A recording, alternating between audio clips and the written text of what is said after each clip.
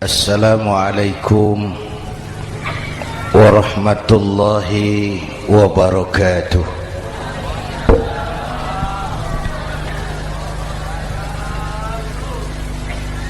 Alhamdulillahi wa kafa, wassalatu wassalamu ala sayyidina Muhammadin al-Mustafa wa ala alihi wa ashabihi ahli sidqi wal wafa, amma ba'du. Para ulama, para habaib, para masyayikh yang saya muliakan, yang terhormat Bapak Kapolres dan Bapak Dandim, Sahibul Bait, segenap keluarga besar Pondok Pesantren Raudhatul Muta'allimin Al-Aziziyah, bapak-bapak, ibu-ibu, hadirin hadirat ma'asyiral muslimin yang saya cintai.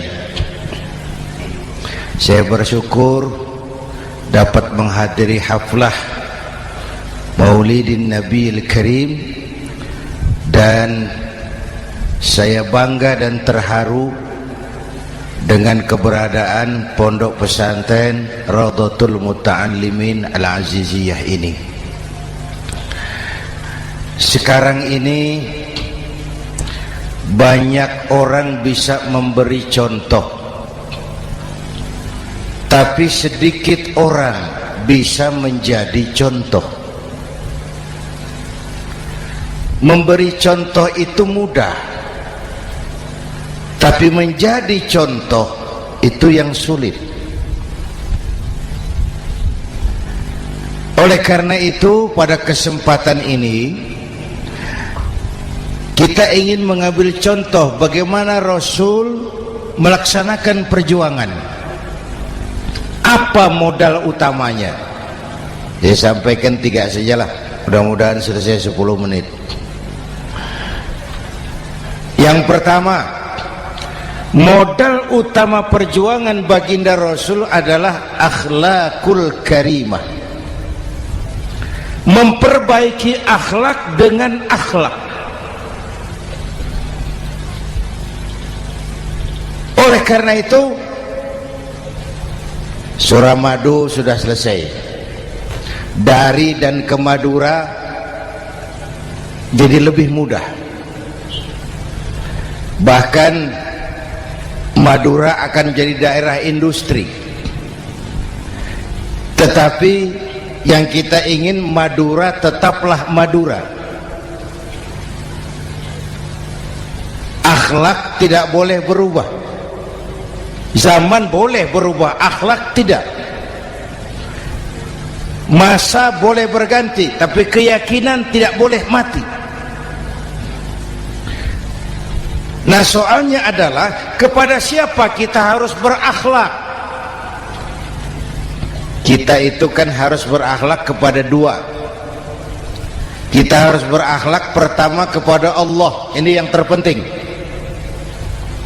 13 tahun Rasul berjuang di Mekah hanya memperbaiki akhlak kepada Allah, menanamkan tauhid, meluruskan akidah, membangun keyakinan. 13 tahun di Mekah itu, dengan perhitungan kalau fondasi kuat, bangunan aman. Kalau fondasi melenceng, bangunan bengkok. Kalau fondasi rapuh, bangunan runtuh. Bangunan bagaimana fondasinya, orang hidup bagaimana imannya. Kekuasaan dan jabatan baru ada manfaatnya kalau dipegang tangan orang beriman. Kalau tidak, yang muncul Fir'aun. Harta baru terasa manfaatnya kalau dipegang tangan orang beriman. Itulah sebabnya bangsa kita ini bukan cuma perlu orang pintar, kita perlu orang benar. Bahkan di masyarakat lebih baik benar tidak terlalu pintar ketimbang pintar tapi tidak benar.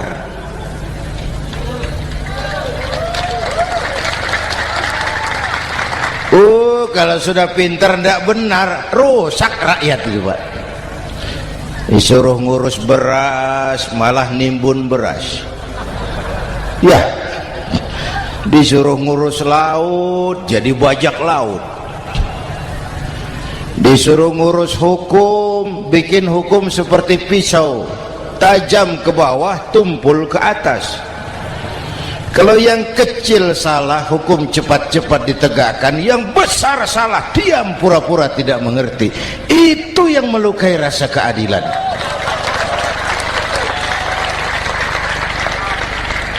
Mulai dari akhlak kepada Allah. Bagaimana cara berakhlak kepada Allah? Caranya dua. Pertama, jangan menyekutukannya dengan sesuatu pun. Yang kedua, jangan menyembah kecuali hanya kepadanya. Itu akhlak kepada Allah. Konsisten, disiplin. Saya bersaksi tiada Tuhan selain Allah, maka saya tidak akan menyembah kecuali hanya kepada Allah. Saya tidak akan takut kecuali hanya kepada Allah. Saya tidak akan minta tolong kecuali hanya kepada Allah. Saya tidak akan melarikan persoalan kecuali hanya kepada Allah. Saya bersaksi Nabi Muhammad utusan Allah, Nabi terakhir. Tidak ada Nabi sesudah Nabi Muhammad. Harga mati, titik. Disiplin. Ada yang mengaku jadi Nabi, wajib tidak percaya. Disiplin. Sekarang ini kan bangsa kita disiplinnya lemah. Korupsi agak sulit diberantas karena pejabat kita takut atasan tapi nggak takut Tuhan.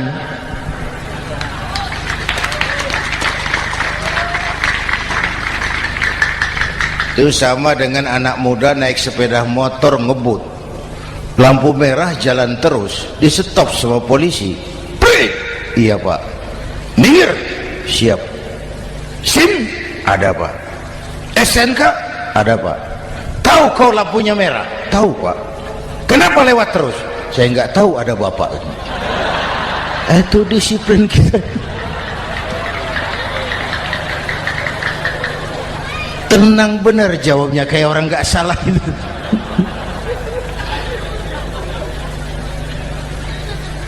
Iman. Apalagi belakangan ini saya sering bilang gini Pak, ini humor tapi agak tasawuf. Orang yang paling tenang hidupnya itu tukang parkir. Coba lihat tukang parkir, walaupun mobil banyak, mereknya bagus-bagus, tidak pernah sombong. Tenang ini, tenang. Nanti mobil pergi satu demi satu, habis sama sekali, dia tidak sedih. Tenang. Mobil banyak tidak sombong, mobil habis tidak sedih. Apa rahasianya? Ternyata, nih tasawufnya di sini. Tukang parkir tidak merasa memiliki, tapi merasa dititipi. Wah, itu. Siapa saja yang merasa memiliki, bersiaplah kehilangan, dan itu menyakitkan. Tapi kalau merasa dititipi, jabatan, harta, anak, istri, semua titipan, hiduplah seperti tukang parkir. Pertama, titipan tidak boleh bikin kita sombong. Dititipi kok sombong, tidak pantas ya. Pak Zainuddin titip mobil ya, silakan. Yang punya mobil pergi, saya peteteng. Tidak pantas dititipi kok sombong. Ada orang dititipi jabatan oleh Allah sombong. Dititipi sombong. Ada enggak pejabat sombong? Ada. Namanya Fir'aun. Itu pejabat-pejabat sombong anak buah Fir'aun semua. Dititipi harta oleh Allah, jadi orang kaya sombong, sama tetangga ndak mau kenal, orang lain kecil semua, jalan ndak injak tanah. kuntilanak. Yang kedua penting, titipan harus dijaga baik-baik. Kalau tidak, yang nitip marah. Yang nitip marah. Pak, titip sepeda motor, silakan. Waktu diambil sepeda motor, kaca spion pecah, knalpot hilang, bemper hancur. Marah enggak yang nitip? Marah. Saya kan titip, kenapa enggak dijaga baik-baik? Dititipi harta oleh Allah jadi orang kaya supaya bangun pesantren, bela yatim, santuni yang lemah. Pelitnya 17 setan. Yang nitip marah. Dititipi jabatan oleh Allah isinya korupsi saja, yang nitip marah. Nah, saya mau kasih lihat sekarang. Allah titip Indonesia. Allah titip Indonesia. Hai rakyat, ini Indonesia, aku titip, kata Allah. Sebentar, ada meja mau naik. Silakan, Mas. Iklan. Ya, terima kasih. Jangan disangka kalau disediakan air teh pidatonya jadi lama. Dekorasi ini kok. Sampai mana tadi? Hai rakyat, ini Indonesia, aku titip, kata Allah. Ini negara besar dan kaya. Titipan ini ditebus dengan keringat, air mata, darah, dan nyawa.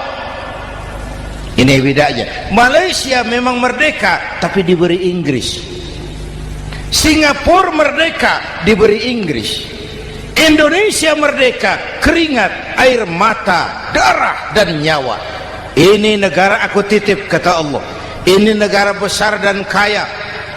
Buminya subur. Di atas perut buminya segala tanaman hidup. Di bawah perut buminya ada gas, minyak, batu bara. Lautnya kaya, hutannya kaya. Kekayaan negeri ini harus digunakan bagi sebesar-besar kemakmuran rakyat. Itu amanat konstitusi. Disalahgunakan, dikorupsi, yang nitip marah. Yang nitip marah. Kalau dia marah, dia suruh makhluknya yang lain negur. Siapa? Merapi, Bromo, anak Krakatau. Itu Merapi demo, Pak. Kalau kita rakyat demo, anak buahnya Pak Danres turun. Tapi kalau Merapi demo, siapa yang mau ngatasi? Mbah Marijan. Selesai.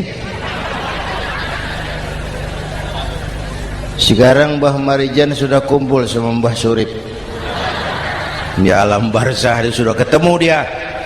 Kata Mbah Surip, tenang Mbah Marijan, tak gendong. Aman sudah. Aman sudah. Saya mau bilang Merapi itu makhluk, Krakatau itu makhluk, Bromo itu makhluk. Tidak mungkin makhluk bergerak dengan sendirinya. Pastilah ada yang menggerakkan. Maka baik-baiklah sama yang bikin angin supaya bertiupnya sesuai keperluan. Baik-baik dengan yang bikin air supaya datangnya sesuai kebutuhan. Baik-baik sama yang bikin gunung supaya meletusnya pelan-pelan.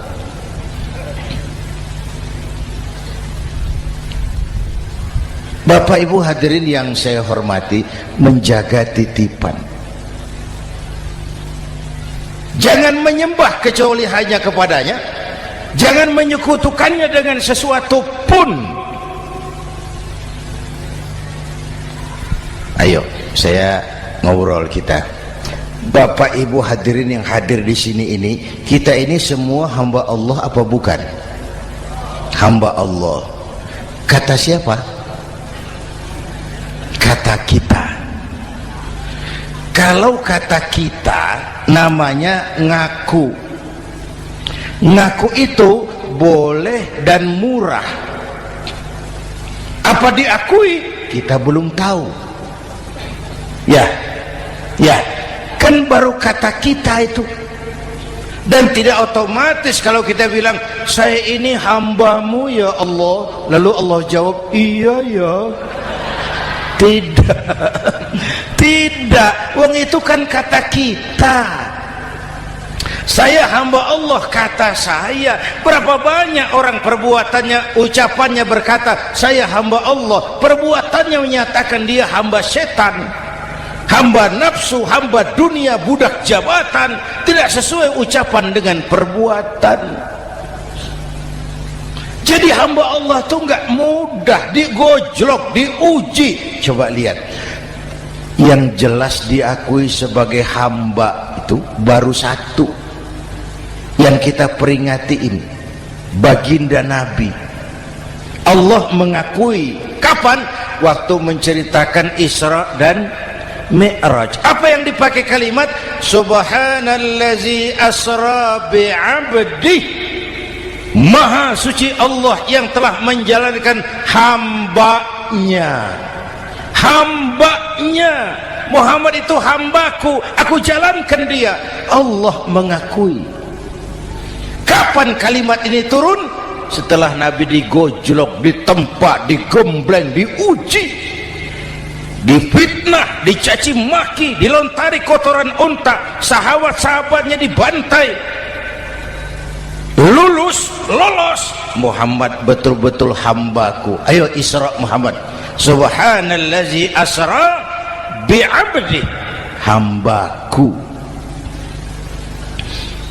Jadi kalau mau jadi hamba Allah ya diuji, digojlok, digembleng. Nah, mari kita lihat kehambaan baginda Nabi. Orang yang paling bersih hatinya Rasulullah.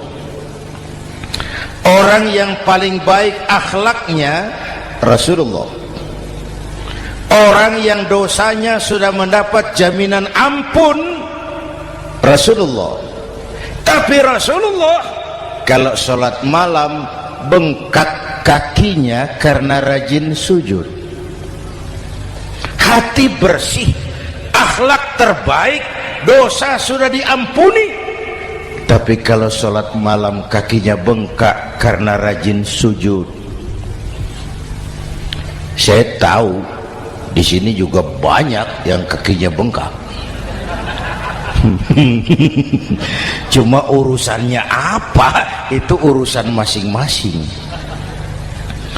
Pada tingkat seperti itu Rasulullah, saya perlu Allah. Saya perlu Allah, saya perlu Allah. Yang 100 tahun kita bangun selesai oleh gempa 3 menit. Ya. Yang 100 tahun kita bangun ternyata selesai oleh gempa 3 menit. Kita perlu Allah. Kita perlu Allah. Makanya musibah itu kan kalau menimpa orang baik-baik namanya ujian. Kalau menimpa orang setengah baik itu paru-paru yang bikin malaikat bingung. Sholat rajin, maksiat tekun,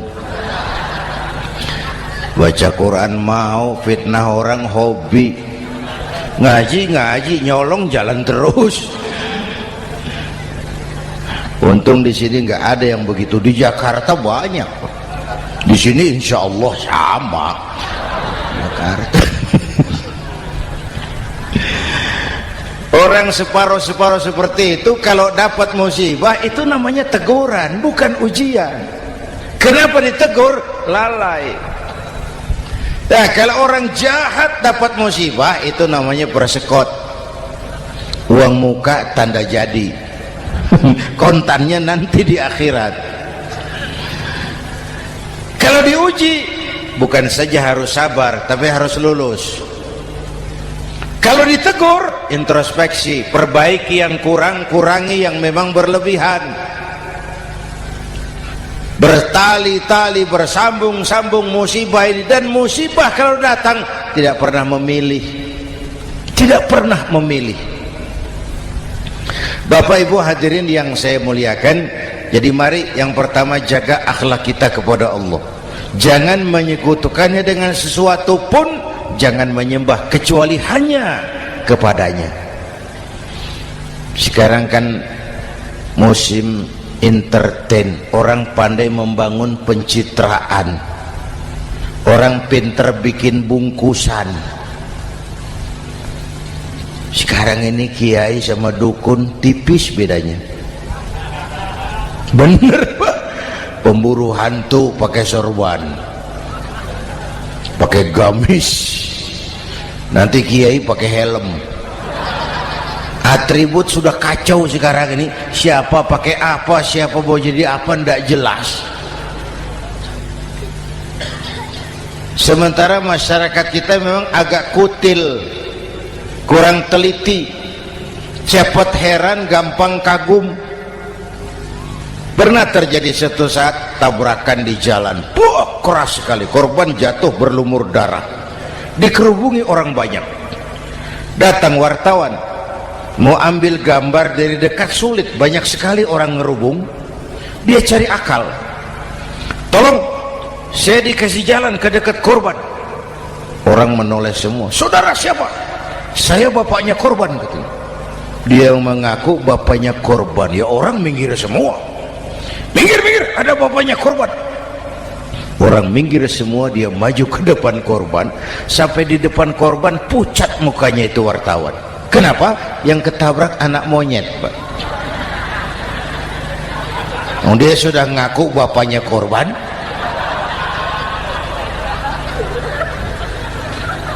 Ini cerita pendek tapi pesannya dalam. Kalau belum kenal benar jangan cepat-cepat ngakui. Ya, rakyat harus cerdas sekarang ini. Emas pasti kuning, benar itu? Apa semua yang kuning pasti emas? udah cerdas lah itu, udah cerdas lah itu. Hati-hati, ini zaman pencitraan. Orang pandai bikin bungkusan. Oleh karena itu kita juga harus punya filter supaya tidak hanyut oleh kedangkalan-kedangkalan pencitraan itu. Satu itu akhlak kepada Allah. Yang kedua, kepada siapa kita berakhlak? Kepada sesama manusia. Kepada sesama manusia itu siapa? Pertama, sesama muslim. Malam ini saya hadir di sini, saya tidak merasa tamu. Saya hanya keluarga di tengah keluarganya.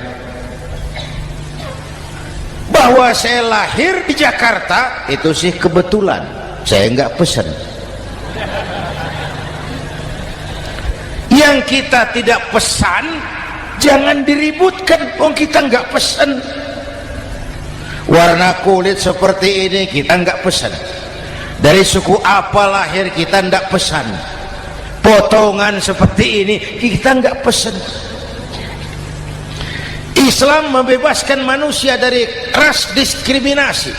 Pada waktu yang bersamaan Islam mengangkat harkat, derajat, martabat kaum wanita. Ini kasihan dari tadi nggak diajak ngomong nih. Pada waktu yang bersamaan Islam mengangkat harkat, derajat, martabat kaum wanita. Tuh, ibu-ibu mestinya lebih terima kasih sama Rasulullah. Sebelum Rasulullah datang, nasib perempuan menyedihkan, dilecehkan, harganya murah. Sebelum Rasulullah datang, murah. Sebelum Rasulullah datang, murah. Coba lihat wanita sebelum Islam, sedih, dilahirkan hanya untuk melahirkan, alat pemuas nafsu. Kalaupun berperan, peranannya cuma segitiga, dapur sumur kasur, kasur sumur dapur, putar-putar di situ saja. Nggak usah di Arab, dunia, di Jawa, raja-raja Jawa sebelum kenal Islam seenaknya ngumpuli perempuan kan, selirnya yang 30, 50. Sultan-sultan di Turki piara harem ratusan orang perempuan. Kaisar terakhir dinasti Ming Cina bangun istana 1000 kamar, istrinya 1000. Innalillahi wa inna ilaihi. Itu saya coba pikir, raja kalau istrinya 1000, kapan pakai kolor itu raja?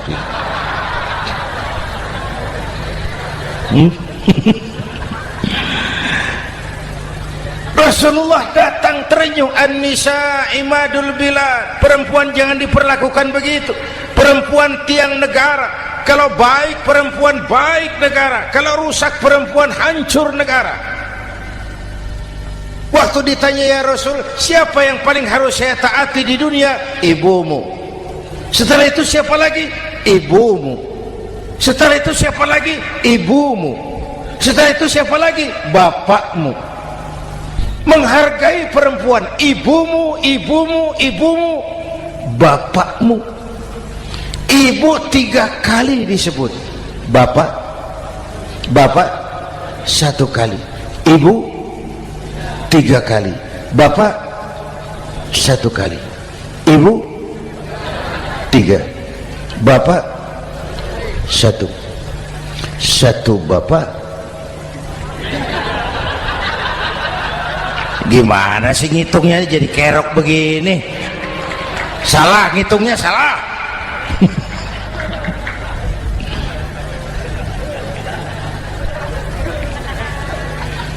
Lalu dicairkan kehidupan kemasyarakatan di masjid.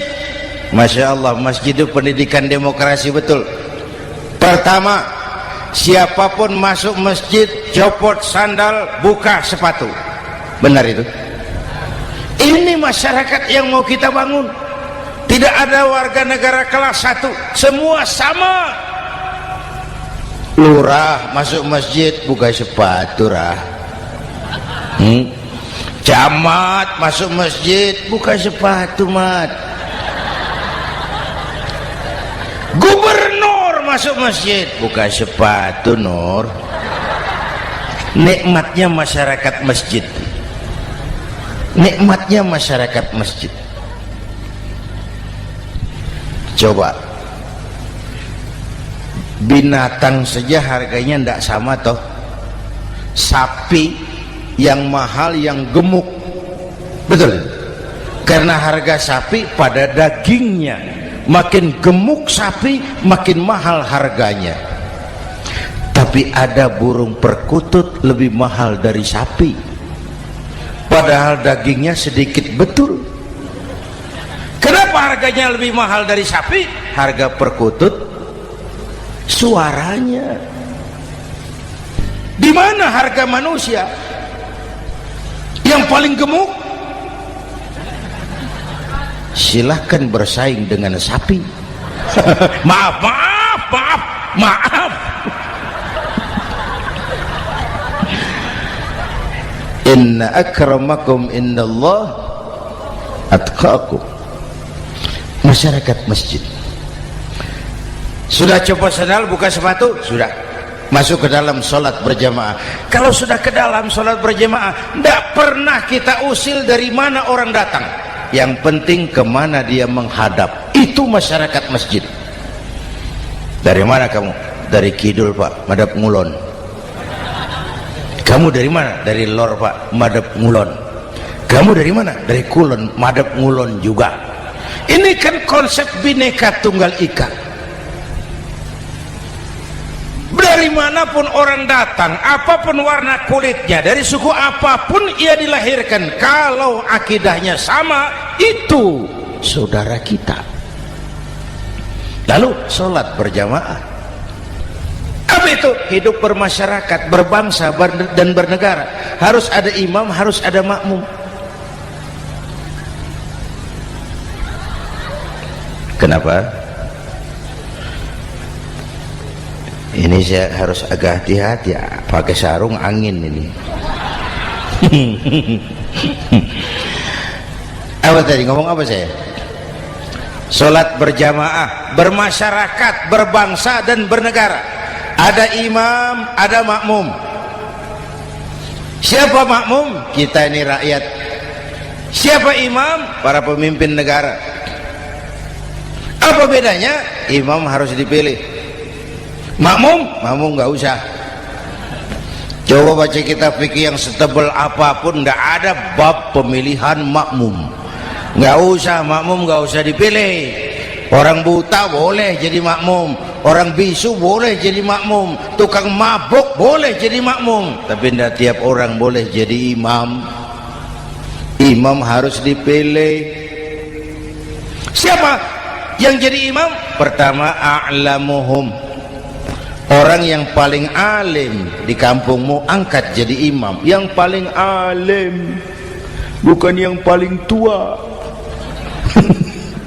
Yang paling alim, tahu urusan, punya konsep, punya visi dan misi, mengerti negara ini mesti dibawa kemana, jalan keluarnya apa, angkat jadi imam. Pak, ada dua orang Pak, alimnya sama, yang mana yang dipilih? Kalau ada dua orang alimnya sama, kata Nabi, afsahuhum, yang lebih fasih lidahnya. Apa artinya fasih? Nyambung sama rakyat, tahu apa yang dimaui rakyat, nyambung. Tidak sah orang fasih bermakmum kepada imam cedal.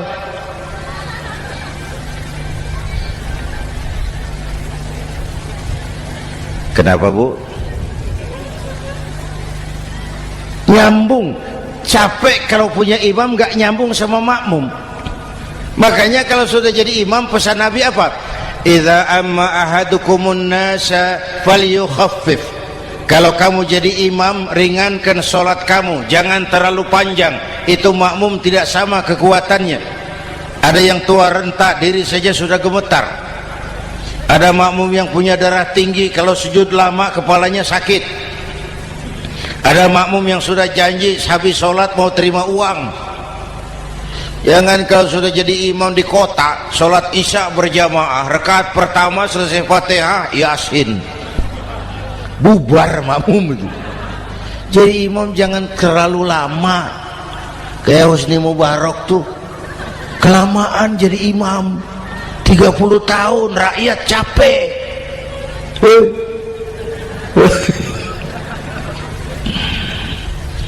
Bapak Ibu hadirin yang saya hormati, nah masyarakat Islam ini loyal, taat, setia. Kapan? Kalau imamnya benar.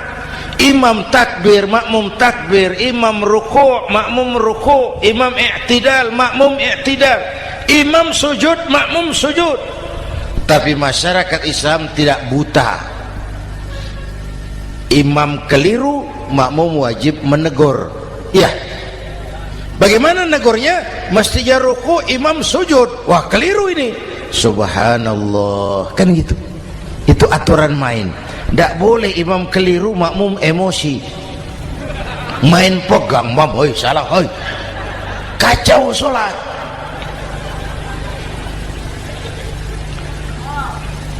Imam buang angin, apa makmum lalu berkata, demi kesetiaan saya kepada imam, imam buang angin, saya lebih keras lagi. Goblok. Iyyaka na'budu wa iyyaka nasta'in. Sampai situ imam buang angin, minggir. Tidak usah ribut. Yang di belakang satu orang maju ke depan, lanjutkan pekerjaan imam. Yang penting imam tahu diri, buang angin, minggir. Ini negara rusak karena imam sudah buang angin. Tenang aja, kayak orang nggak salah itu loh.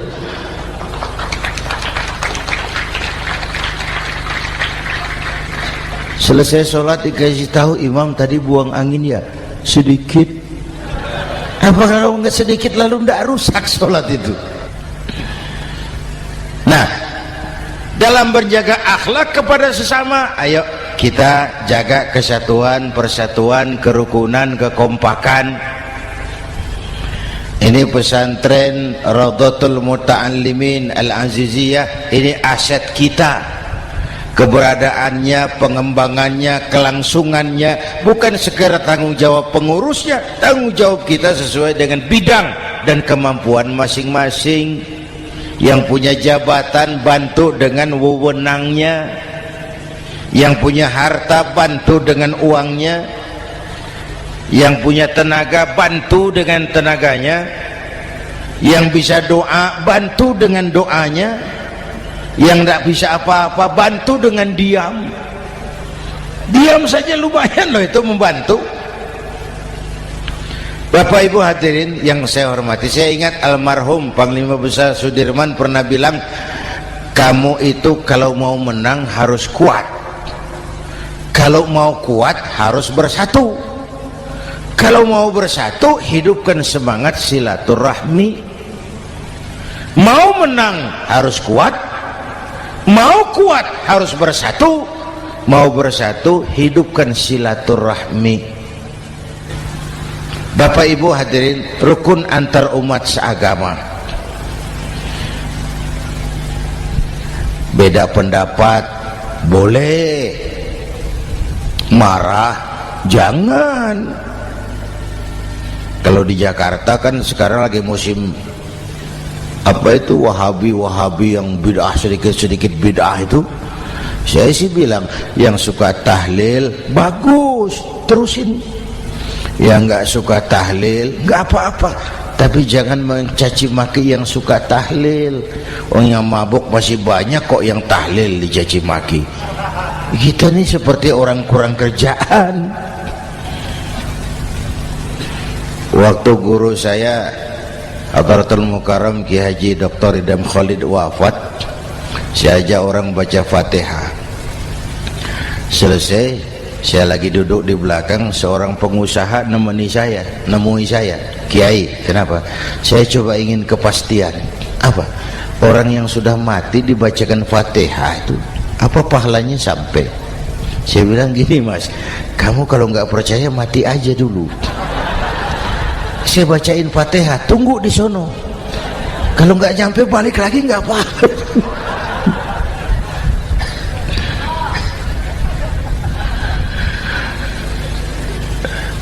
Depan rumah saya itu ada masjid, Pak, pakai beduk seperti itu. Ada teman saya Kiai pakai beduk masjidnya. Iya pakai.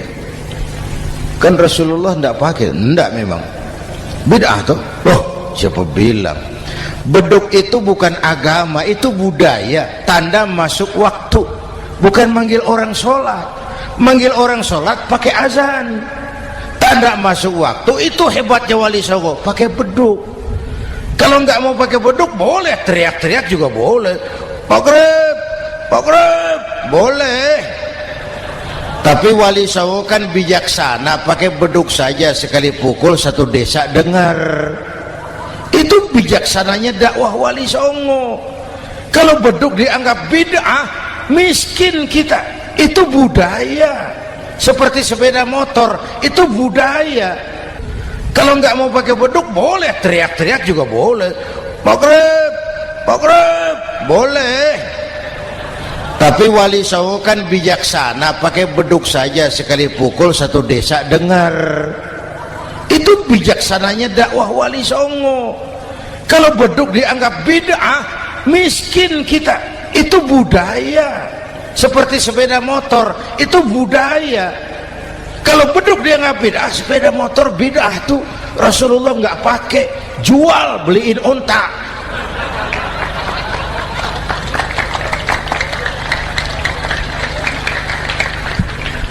Ayo cari persamaan, jangan memperbesar perbedaan.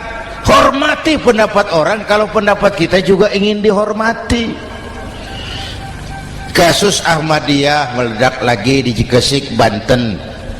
Lalu pendekar-pendekar HAM menganggap itu tirani, mengganggu kebebasan beragama. Dia lupa bahwa Ahmadiyah masalahnya bukan kebebasan beragama, tapi penodaan terhadap agama.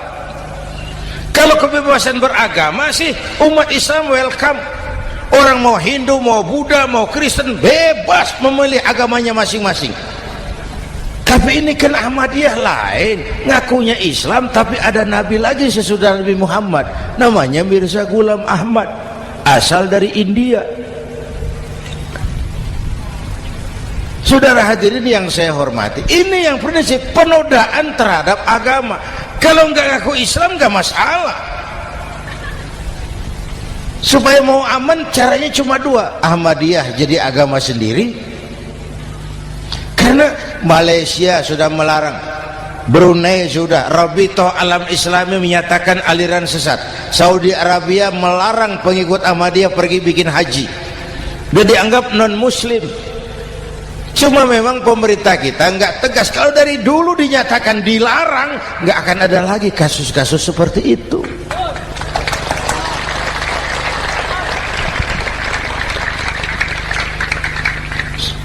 Nah, selain itu kita umat juga harus disiplin. Coba sudah berapa banyak nabi bermunculan di Indonesia. Dan Indonesia ini saya heran, Indonesia ini pasar bagus, Pak. Kalau ada nabi, ada aja pengikutnya, saya heran tuh. Indonesia ini pasar bagus. Ada Ahmad Musaddiq Al-Qiyadah, jadi nabi. Konsultan bulu tangkis jadi nabi. Dapat wahyunya di Bogor, ditangkap polisi 4 tahun. Muncul lagi di Bandung, namanya Sayuti, tukang cukur, ngaku dapat wahyu jadi nabi, ditangkap polisi lagi 2 tahun.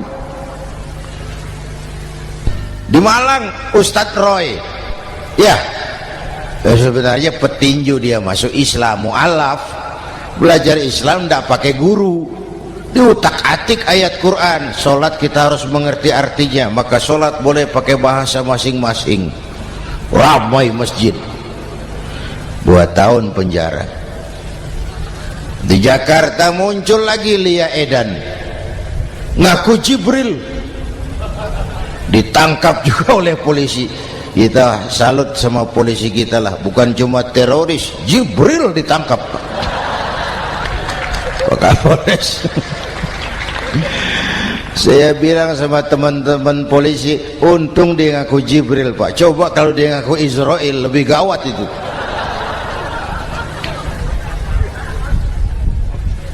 Yang parah, antara Cirebon Losari, dia perbatasan Jawa Tengah Jawa Barat, pernah muncul agama baru namanya agama Jasun, agama Jawa Sunda, agama Jasun Jawa Sunda. Yang jadi nabi Tugimin. La haula wala quwata. Saya bilang ini jangan jadi nabi, jadi kiai juga nggak angker ini. Al Mukarram Bapak Kiai Tugimin, nggak enak.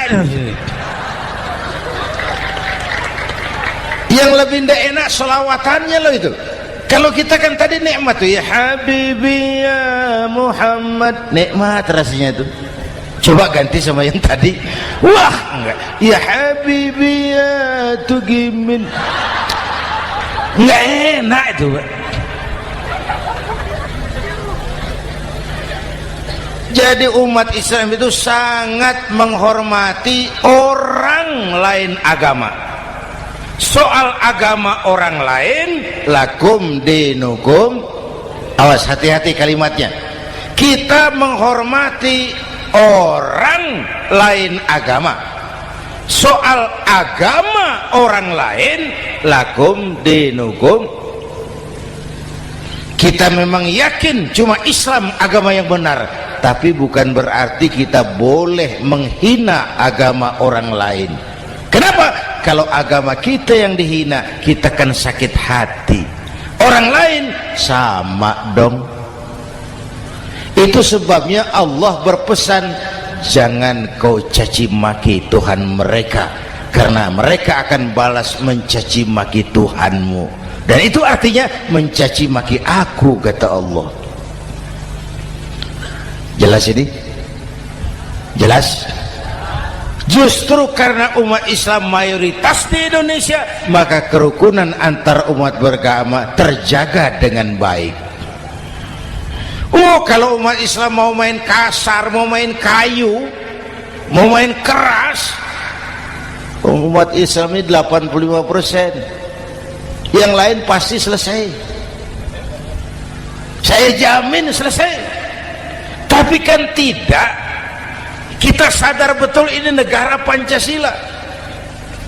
Kita sadar betul bahwa kita harus menghargai orang lain agama, menjaga kerukunan, rukun antar umat beragama. Yang ketiga, rukun antar umat beragama dengan pemerintah. Dulu kiai saya bilang, sultanun zulum khairum min fitnatin tadum. Pemerintah yang jelek pun sebenarnya masih lebih lumayan ketimbang tidak ada pemerintahan. Kalau itu ukurannya. Coba umpama nanti Pak SBY sudah terlalu pusing, lalu pengumuman jam 000, seluruh rakyat Republik Indonesia saya umumkan mulai malam ini tepat jam 000 pemerintah bubar. Ayo bayangkan seperti apa kita tanpa pemerintah. Hukum rimba, yang kuat menekan yang lemah, yang kaya merampok yang miskin. Rumah saudara dirampok, lapor ke polisi, kata Kapolres, maaf polisi baru bubar.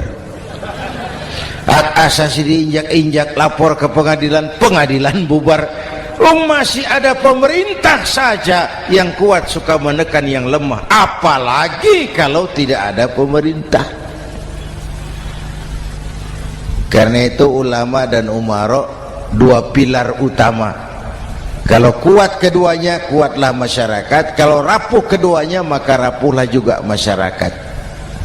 Bapak Ibu hadirin yang saya hormati, ini yang kedua, kita harus berakhlak kepada sesama. Yang ketiga, kepada siapa kita harus berakhlak? Kenapa? Iya, saya cuma lihat jam. Yang ketiga, kepada siapa kita harus berakhlak? Kita ini harus berakhlak kepada makhluk Allah yang lain di luar manusia. Kepada air kita harus berakhlak loh Pak. Saya dulu remaja ngaji fikih, kiai ngajar makruh buang air kecil di tanah yang berlubang. Saya protes, kenapa makruh kiai? Pertama, untuk kesehatan. Siapa tahu di lubang yang kau kencingi ada gas beracun. Kalau tidak kiai, kalau tidak maka artinya kau harus melindungi binatang yang ada di dalam lubang. Siapa tahu di lubang yang kamu kencingi ada semut sedang rapat membahas masalah Mesir. Apa dosanya lalu mati dikencingi? Ini namanya rahmatan li semut. Bapak Ibu hadirin yang saya hormati, ada hadis sederhana, fa iza zabahtum fa ahsinu zibhata. Kalau kamu menyembelih hewan, sembelihlah dengan cara yang terbaik. Jangan nyembelih ayam pakai pisau tumpul, itu namanya tidak berperi kebinatangan. Kepada ayam kita berakhlak, kepada pohon kita berakhlak, kepada air kita berakhlak. Kenapa sekarang alam tidak seramah dulu? Karena kita juga tidak ramah kepada alam. Kenapa sering terjadi banjir? Karena tempat air kita kurangi. Dia bingung mau kemana. Air nggak punya tempat.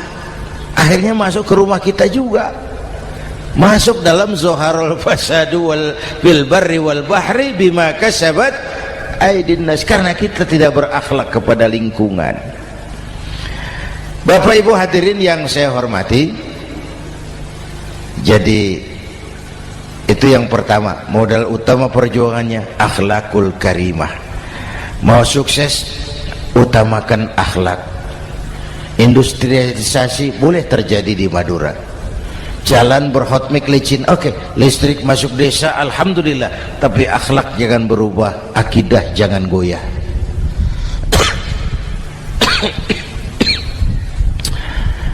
Teknologi tidak bahaya, yang bahaya orang yang menggunakannya.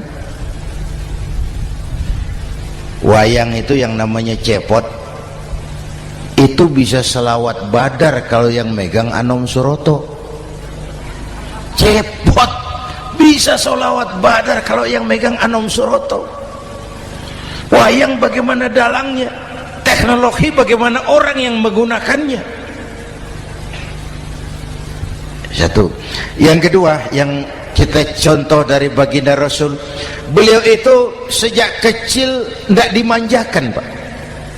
Lahir ke dunia tidak sempat melihat wajah bapak. Umur 6 tahun ditinggal ibu. Umur 9 tahun ngembala kambing, berniaga ke Syam. Syam itu Syria sekarang. Umur 9 tahun bisnis lintas negara dari Saudi ke Syria. Remaja tidak dimanjakan, kerja keras, peras keringat, banting tulang, tidak ada pekerjaan halal yang hina.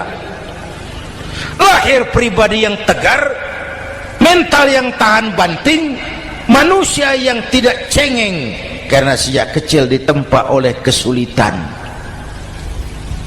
Jadi gini, orang itu kalau biasa susah, ketemu susah, tidak kaget, Pak. Mentalnya kuat. Saya santri biasa makan kangkung, datang ke rumah teman dikasih kangkung, loh makanan saya ini, dikasih daging ayam, nambah. Orang tuh kalau biasa susah enak. Saya santri biasa tidur di masjid, disuruh nginep di hotel, pules, Pak. Tapi yang biasa tidur di hotel suruh nginep di masjid, encok. Hidup ini perjuangan. Mau sukses harus berani susah. Jangan seperti dulu nih cerita santri. Ada santri beternak lebah, ambil madunya itu. Satu hari dia mau periksa sarang lebah, naik ke pohon pakai tangga, pakai sarung biasanya santri.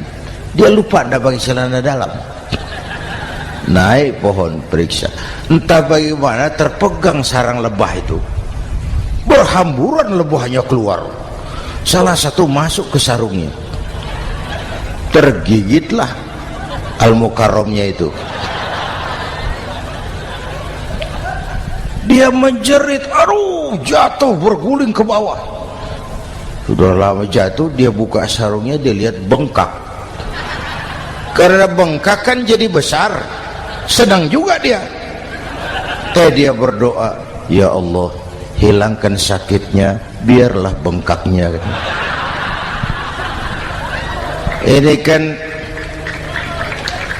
Ini doa orang nggak konsekuen. Bengkak dan sakit itu paket. Mau bengkak ya harus berani sakit. Masa sakitnya bengkaknya mau, sakitnya nggak mau. Itu satu itu. Yang kedua, kita ini sering kalau punya cita-cita sering seperti rapat tikus. Satu hari sekelompok tikus rapat paripurna tikus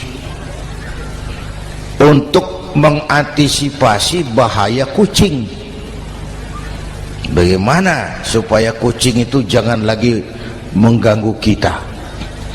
Akhirnya ada yang mengusulkan begini, bagaimana kalau di leher kucing kita gantungkan lonceng, supaya kalau dia datang dari jauh suaranya sudah kedengaran dan kita bisa lari menyelamatkan diri. Wah, cerdas dia. Setuju, setuju semua. Setuju, bagus. Nah, oke. Waktu pembicaraan dilanjutkan, tikus mana yang mau menggantungkan lonceng ke leher kucing? Rapat bubar. Setuju, akur. Iya. Waktu kerja selesai. Bapak Ibu hadirin yang saya hormati, terutama anak-anak saya, para santri, remaja, pemuda. Hidup ini persaingan. Bapakmu tamat SD, nak kau sarjana. Bapakmu cuma jadi RT, nak kau camat. Bapakmu tukang tambal ban, kau harus punya pabrik ban. Anak saya pertama dulu saya titip mondok di Tebu Ireng. Tahun pertama pulang saya kontrol, sini kau, apa hasilmu setahun di pesantren? Dia sodorkan saya sebuah piagam penghargaan juara lomba pidato di pondoknya. Saya heran, ini anak di rumah jarang ngomong, kok bisa jadi juara pidato? Saya tanya, kamu bisa pidato, apa yang dipidatoin? Dia bilang, kan kaset ayah dihafalin gitu. Ya saya ketawa juga, waktu itu dia masih anak-anak. Baiklah, tapi apa cita-citamu? Saya kepengen seperti ayah. Wah, kau ini salah. Kalau aku ayahmu di matamu, menurutmu hebat, mestinya kau 10, 100, 1000 kali lebih hebat dari orang-orang yang kau anggap hebat, karena tantanganmu akan lebih berat dari tantangan yang aku hadapi sekarang. Kalau kau sama dengan aku, kau ditinggalkan zaman karena kau tidak mampu menjawab tantangan zamanmu. Bapak Ibu hadirin yang saya hormati, persaingan tajam, tantangan makin berat. Oleh karena itu diperlukan semangat yang dicontohkan Nabi. Kerja keras, peras keringat, banting tulang. Tidak ada pekerjaan halal yang hina. Sejak kecil ditempa oleh kesulitan. Asal jangan seperti saya tadi ngobrol sama teman-teman, sekarang ini di negara kita banyak politisi miskin negarawan. Pejabat-pejabat kadang-kadang kalau ngelihat rakyat tuh komentarnya nggak berpihak kepada rakyat. Saya ingat waktu Mentawai dihantam gempa, Nias hancur, infrastruktur hancur, rumah rakyat luluh lantak. Ketua DPR Pak Marzuki Ali bilang, bagaimana itu rakyat? Ya itu resikonya punya rumah di pinggir laut. Waduh, ini bukan komentar pemimpin, rakyat lagi susah kok dibilang kayak gitu. Saya prihatin dengan ucapan kayak gitu. Waktu cabai 100.000, di sini berapa sekarang? Sama ya. Waktu cabai mahal, ada pejabat bilang, rakyat suruh nanam cabai aja di halaman rumahnya. Ini kan gak solutif dan gak cerdas. Cabai naik, rakyat suruh nanam cabai. Nanti beras naik, rakyat suruh nanam padi. Yang saya khawatir kalau telur mahal, apa rakyat suruh betelur gitu? Ini kan gak cerdas dan gak solutif. Bapak Ibu hadirin yang saya hormati, apalagi tadi sudah saya bilang di awal, kita ini bangsa yang ditempa oleh kesulitan. Mau merdeka saja dengan keringat, air mata, darah dan nyawa. Kita tidak boleh cengeng menghadapi kesulitan ini. Tegar, tahan uji, tahan banting, dan seterusnya. Itu hal yang kedua. Yang ketiga, terakhir, Rasulullah itu sosok yang ibadahnya luar biasa. Tadi sudah saya jelaskan sebagian. Ibadahnya luar biasa. Ayo kita bantu keamanan negeri kita ini. Dengan apa? Istighfar. Wa ma kana Allahu mu'adzibahum wa hum yastaghfirun. Allah tidak akan turunkan bencana selagi di tengah mereka masih banyak orang-orang yang istighfar. Rasulullah yang dosanya sudah diampuni sehari 100 kali istighfar. Ayo kita ngobrol ini. Pak, saya ini, Zainuddin ini, kalau mengharap masuk surga dengan amal yang saya kerjakan sendiri, rasa-rasanya tipis harapan. Bener. Sholat saya berapa banyak saya tahu, sedekah saya berapa duit saya tahu, dosa saya berapa banyak saya tahu. Lalu saya baca sejarah, Nabi Adam dosanya 1, makan buah khuldi, dikeluarkan dari surga. Nabi Adam dosanya 1, dikeluarin. Kita dosanya banyak, kepengen masuk. Ini nggak nyambung ini. Nabi Adam Nabi Adam dosanya satu, dikeluarin dari surga. Kita dosanya banyak, kepengen masuk, nggak nyambung. Apa yang bikin saya besar hati?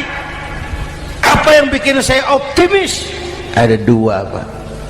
Pertama yang disebut rahmat Allah, yang kedua disebut syafaat Rasulullah. Dua itu, Pak. Oh, kalau kita ini insya Allah nanti sampai ke surga, amin, amin. Kalau kita ini sampai ke surga, Pak, saya jamin itu bukan karena amal kita, itu karena rahmatnya Allah.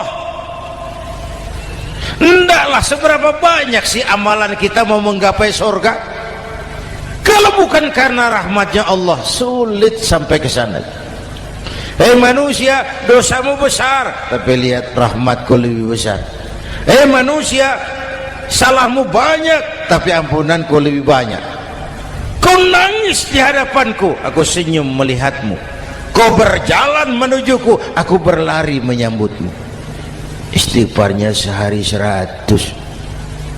Lalu ada hadis qudsi, inni la ahammu bi'adzabi ibadi. Kadang-kadang aku pengen turunkan azab, bencana kepada manusia, tapi ketika aku melihat 3 perkara, murkaku surut, bencana aku tarik kembali. Coba perhatikan hadis qudsi ini. Allah mau marah hendak jadi, bencana ditarik, musibah diangkat. Kenapa? Ada yang meredam murka Allah. Allah enggak jadi marah. Siapa? Pertama, suyukhan rukka. Aku lihat orang-orang tua tengah malam sujud sambil berlinang air mata, nangis di hadapan Allah. Itu kita hutang jasa loh, Pak, sama orang-orang yang tengah malam sujud nangis di hadapan Allah. Lihat yang begitu Allah tidak jadi marah.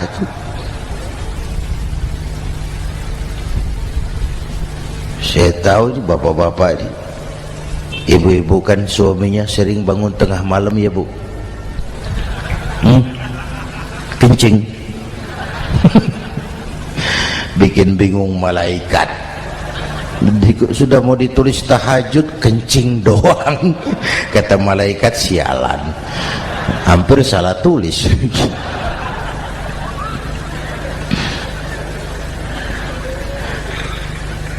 Aku lihat orang tua tengah malam sujud sambil berlinang air mata.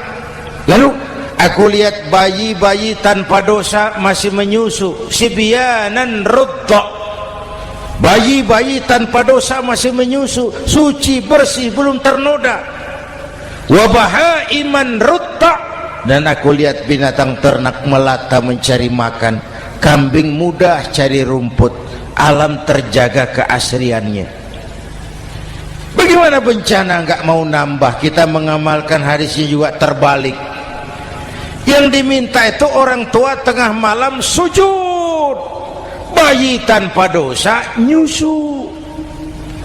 Sekarang bayi tanpa dosa dibuang ke tempat sampah gara-gara orang tua tengah malam nyusu. Terbalik namanya. Yang diminta itu orang tua tengah malam sujud, bayi tanpa dosa nyusu. Ini bayi tanpa dosa dibuang ke tempat sampah gara-gara orang tua tengah malam.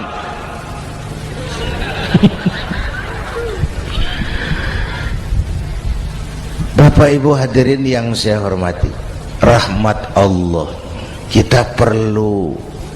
Yang kedua, syafaat Rasulullah. Mari saya cerita syafaat sedikit. Ini sudah jam 00:05 ya. Ini kalau hitungan Indonesia ini sudah ganti hari, Pak. Jadi inilah ceramah terpanjang di dunia. Bayangkan saya pidato dari hari Selasa sampai hari Rabu.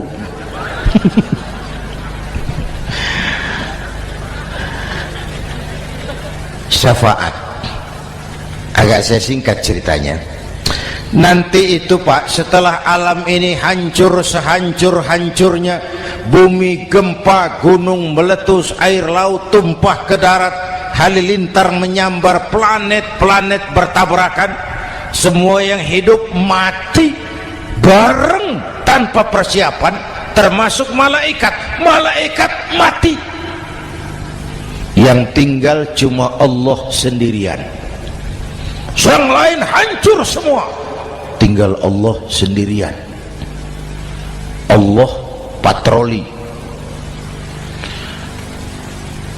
berseru-seru, limanil mulkul yaum, ahai, siapa penguasa hari ini? Mana Fir'aun yang ngaku Tuhan? Nongol kalau memang Tuhan. Mana Abrahat, mana Namrus, mana itu Benito Mussolini, mana itu Adolf Hitler, mana itu Hosni Mubarak? Penguasa-penguasa yang ngaku berkuasa, nol kalau memang penguasa. Gak ada yang jawab Pak, semua sudah rebah. Allah lalu berkata, la ilaha illa ana. Ternyata tidak ada Tuhan lain selain aku. Allah sombong waktu itu.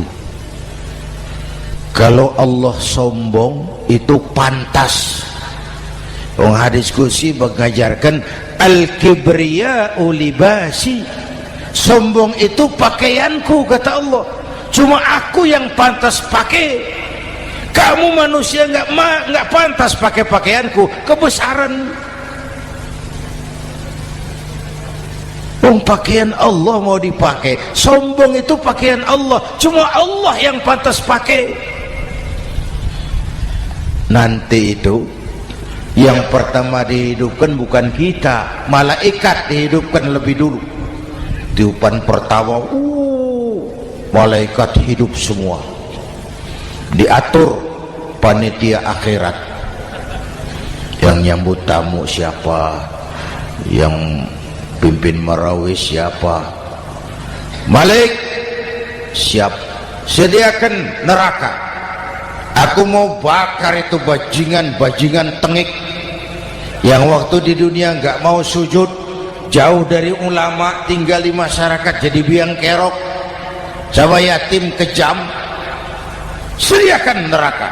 Baik Ridwan, iya, sediakan surga. Aku mau balas hamba-hambaku yang waktu di dunia rajin sujud, dekat dan cinta kepada ulama, santun kepada yatim, suka menolong orang yang memerlukan pertolongan. Baik Jibril, Mikail, iya, ke surga. Untuk apa ya Rabb? Ambil kendaraan bernama Buraq, turun ke alam, cari di mana kubur kekasihku Muhammad, bangunkan dari kuburnya, bawa ke surga.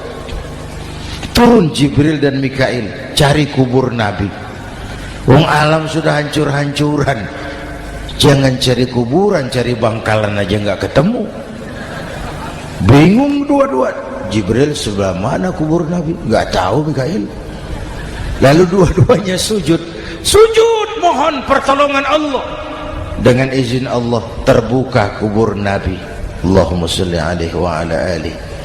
Bangun dari tidur seperti orang bangun dari kubur seperti orang bangun tidur. Nabi mengusap mata, menoleh ke kanan Jibril, menoleh ke kiri Mikail.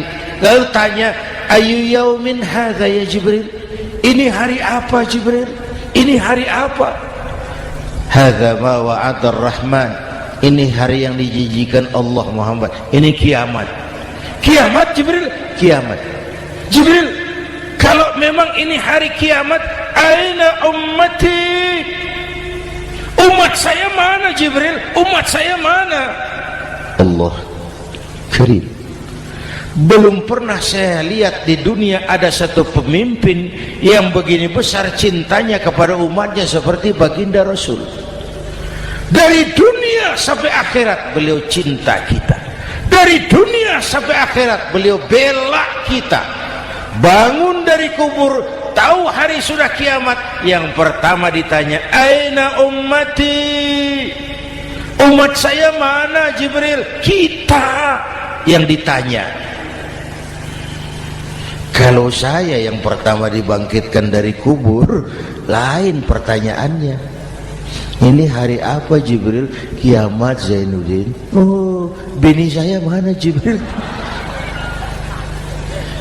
Nabi enggak tanya Khadijah wala Fatimah wala Aisyah, aina ummati? Umat saya mana Jibril? Umatmu? Iya. Kau manusia pertama yang dibangunkan dari kubur. Yang lain masih dikubur. Oh. Lalu kita ke surga Muhammad. Perintah Allah, perintah Allah. Sampai di surga seperti orang tidak betah Nabi itu. Resah, gelisah, mondar-mandir, mukanya murung. Yang punya surga kan negur, Muhammad, labbaik ya Rabb. Tidak enak di surga ya? Enak. Kok kamu seperti orang nggak kerasan gitu, resah, gelisah? Kenapa? Saya teringat umat saya ya Allah. Umat saya bagaimana nasibnya? Iya, saya sudah enak di DPR. Salah. Saya sudah enak di surga.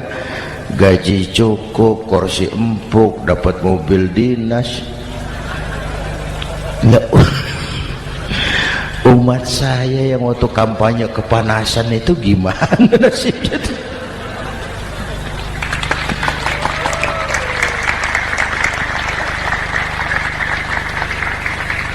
Makanya dulu di Senayan, di depan kantor DPR tuh banyak tukang kaca jualan di situ.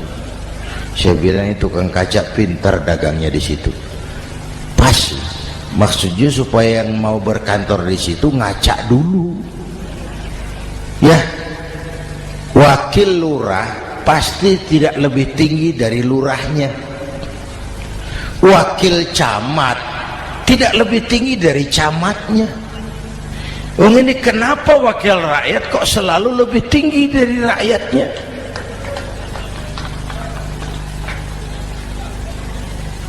Kan yang memberikan mandat kita rakyat. Kemerdekaan bertujuan mengantarkan rakyat ke gerbang kesejahteraan. Lalu rakyat mempercayai tugas itu kepada pemerintah dan wakilnya di DPR. Saya percayakan kamu mengantarkan rakyat ke gerbang kesejahteraan. Itu amanat Undang-Undang Dasar. Biasanya yang diantarkan sampai lebih dulu biasanya. Yang diantar sampai lebih dulu, yang mengantar nyusul, namanya ngantar belakangan. Ini lebih cepat wakil rakyatnya makmur daripada rakyatnya. Yang mau ngantar makmurnya lebih dulu dari yang mau diantar. Yang diantar kelelerahan di jalanan, yang mengantar udah sampai. Jadi bagaimana Muhammad? Saya minta izin mau keluar, tengok saya punya umat. Oke, saya potong ceritanya. Saat manusia dibangkitkan dari kuburnya masing-masing, Masya Allah, Masya Allah. Saya nggak sanggup bayangkan jumlah manusia yang hidup di muka bumi sekarang kan 6 miliar. Cina berdua, India 2,5 miliar. Cina 1,5 miliar, India 1 miliar rakyatnya. Berdua sudah 2,5 miliar. Itu kalau kencing bareng banjir besar. Bayangkan manusia dari awal sampai akhir berapa puluh miliar kumpul di padang mahsyar. Subhanallah. Sibuk, panik, bingung mau disidang di hadapan Allah. Sebagian kumpul di pojokan berunding, kita mau disidangi. Terus ayolah kita cari bantuan. Kemana? Adnan Buyung. Begini. Kita ini kan anak cucu Nabi Adam. Pantas dong kita minta tolong sama beliau. Yuk, setuju. Berangkat cari Nabi Adam. Ya Adam, anta abal bashar. Adam, tuan datuknya manusia, kami cucu kamu, anak turunan kamu mau disidang, tolong kami Adam, tolong. Kata Nabi Adam, Quraisy mas, rombongan Jawa udah aku naik mumet lagi sama Nabi Nuh saja. Nuh bilang tidak bisa, saya juga punya masalah, pernah minta obat ditenggelamkan. Ibrahim barangkali, semua Nabi hand up, angkat tangan. Dikala itu yauma la yanfa'u malun wala banun, di mana harta tidak ada lagi artinya, anak-anak tak jadi beban, tiap orang sibuk dengan urusannya sendiri-sendiri. Saat itu ada satu pemimpin, Allahumma salli alaihi wa ala alihi, diizinkan Allah. Dikala semua nabi yang lain angkat tangan hand up, beliau malah ummati ana laha, ta'ali ummati, ta'ali ummati, umatku sini, umatku sini. Beliau memanggil-manggil umatnya. Yang bagaimana yang dipanggil? Ada hadis, inna ummati ya'tuna yaumal qiyamah ghurran muhajjalin min atharil wudu. Umatku besok di akhirat datang menghadap Allah dengan muka bersinar-sinar karena sering wudu. Sering wudu kan sering sujud. Masa cuma wudu tapi enggak sujud? Itu nanti ndak usah mengaku Rasul yang panggil, sini umatku. Tapi kalau muka enggak pernah wudu, enggak pernah sujud, merangkak di depan Nabi, saya umatmu ya Rasul. Kata Nabi, umat saya enggak ada yang kumbal gini. Dikala itu beliau berkenan memberikan syafaat. Syafaat itu saudara-saudara, saya pakai sarung, sobek sedikit. Syafaat itu nambeli, itu loh. Salat saya kurang sedikit, sedekah saya campur riak sedikit, puasa saya tidak ikhlas sedikit, ditutup dengan syafaat. Saya mau dagang, perlu modal 20 juta, saya punya uang 15 juta, yang 5 juta syafaat. Jadi harus ada modal. Kalau sholat tidak pernah, sedekah tidak pernah, lalu syafaatnya dari mana? Yang dapat tambelan itu yang punya sarung bolong, punya sarung sobek, ditambal dengan syafaat. Lah kalau tidak ada sarung, apa yang mau ditambal? Ya. Nah, mudah-mudahan kita semua mendapat rahmat Allah dan mendapat syafaatnya Rasulullah Sallallahu Alaihi Wasallam. Bapak Ibu hadirin, sudah 7:30 lewat 4 jam. Saya pun kangen, tapi hari sudah larut. Insya Allah lain kesempatan kita jumpa lagi. Terima kasih kepada Al-Mukarramun, para ulama, para habaib, pengasuh pesantren Raudhatul Muta'allimin Al-Aziziyah, dan semua yang hadir. Mudah-mudahan yang saya sampaikan ada manfaatnya. Usikum wa iyaya bitaqwallah. Aqulu qawli hadza fa astaghfirullahal azim li wa lakum. Wassalamu alaikum warahmatullahi wabarakatuh.